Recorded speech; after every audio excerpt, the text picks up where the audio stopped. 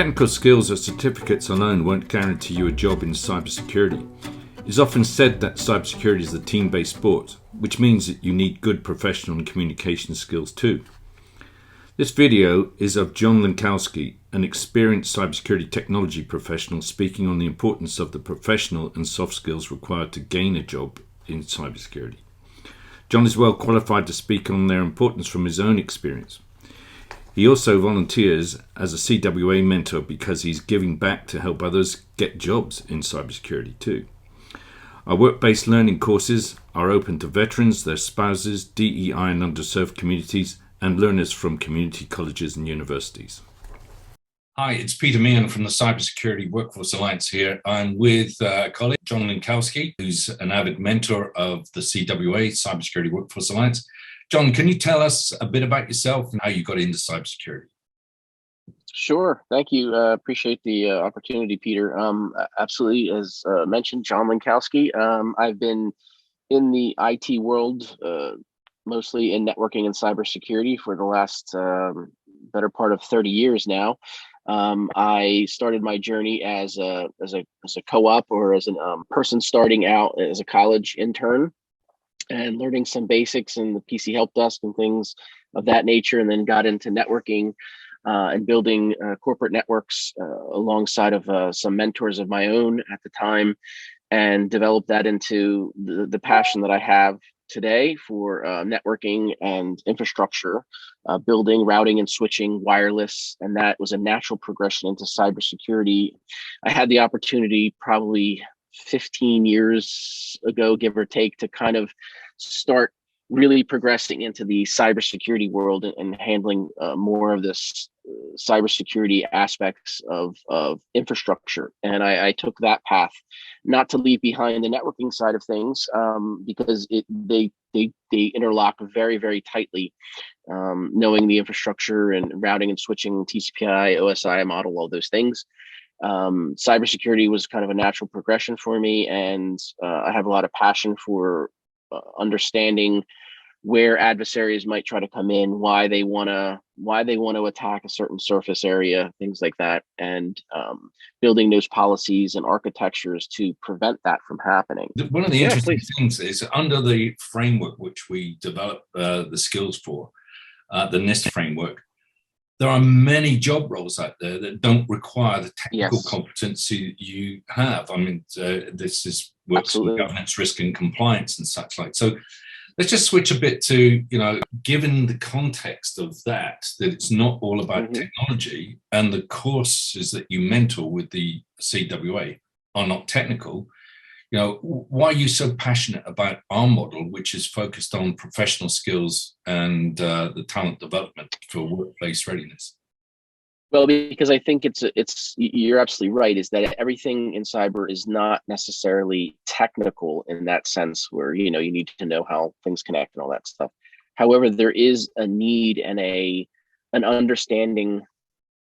There's a soft skill aspect to it as well. So understanding that there's security is a layered approach, or the onion model, many layers to security, understanding that it's a risk tolerance in terms of what does your leadership, whether it's the CIO or the CEO or someone in the middle, what is their risk acceptance of certain risks? It's risk avoidance, right? It's risk tolerance in some cases from a security point of view. So that is all a matter of developing logical policy, not necessarily physical policy, or how someone is going to enter the building, or how many security guards we have at the gate, those kind of things. There's also the idea of, well, do we allow people to remote in from home?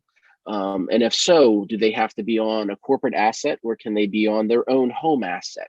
So there's the knowledge of understanding how to build those rules and policies. And I'm saying that very much in air quotes, because it's a matter of knowing what your company or your organization wants to withstand, whether it's an academic or whether it's a Department of Defense type of company. So you have all ranges. So you have to be able to adjust as a cybersecurity professional to know, well, if I'm more of a wide open platform and I'm allowed, it's free love, so to speak, where I can log in from any device just as long as I have a password and a username and two-factor authentication, versus you must be on this asset with this type of with this type of antivirus, with this model of OS and this release version.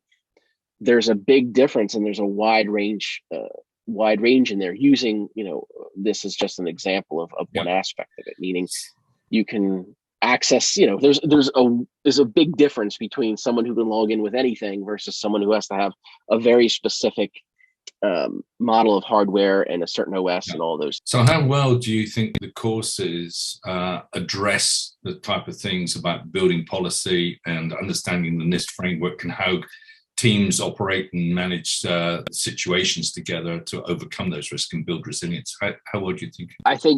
I think it's very good in the sense that, understanding, anybody can read the NIST policies and the NIST framework, right? You can look at it, read the document, you can even memorize it if you're so inclined.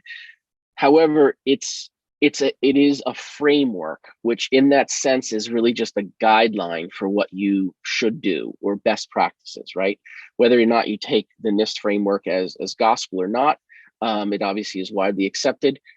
However, it is truly a framework, and one size does not fit all. So I think in this program, the idea is to understand that the NIST framework exists. However, it can be and should be manipulated to your environment, meaning it needs to be molded. That's probably, it's better than manipulated. It needs to be molded to your environment, and how it's going to actually work. So that fits the scenario-based training, the team-based, role-based training that we take people through. It fits that model. So just to final question really is, what would you recommend to anybody that's, say, a veteran or somebody in transition out of the military, a military spouse? What would you say to them? How could this be an on-path to a new career? Well, I think there's a couple factors, right? Is that if you just take the pure military aspect, and I'm using that as just an example, it doesn't have to be someone military, but if you look at it from that mindset of to serve and protect and to defend, that whole, the idea of what the military represents at its core, that part is kind of a natural lead in my opinion, to how cybersecurity is, whether you're doing it for a school, a pharma, defense, whatever it happens to be, just a normal everyday corporate environment. The idea for cybersecurity is what you're building is the stronghold, if you will, against the outside forces, whatever the bad actors are in the world. So, you can take it back to, the look of medieval times, where you have the castle, the moat, the archers and the turrets, things of that nature, right? If you kind of want to paint a picture around it. And we can all have that, picture in our head, whether you're a Game of Thrones fan or something just from King Arthur days, right? The point of it is that it's a natural progression. However, the other benefit of the program is that it doesn't necessarily, you already know how to be someone to defend. If you're a military person, you kind of have that built into you. But the soft skill aspect of it, and understanding how then now you are a person who can think on your own, who can act on your own, in the sense of building out, whether it's presentations or presenting to senior management or to even your peers or just someone else, customers, understanding how to present that material in a succinct way and compact way, and not, being able to think on your own and present this material and explain the material, kind of teach it back to someone who may not understand it. If you're in that cyber role, to say, here's how we're defending our perimeter. Here's why we're doing it. Answer those type of questions, and not have to get so much into the weeds if you don't need to, with your audience. Knowing your audience is key.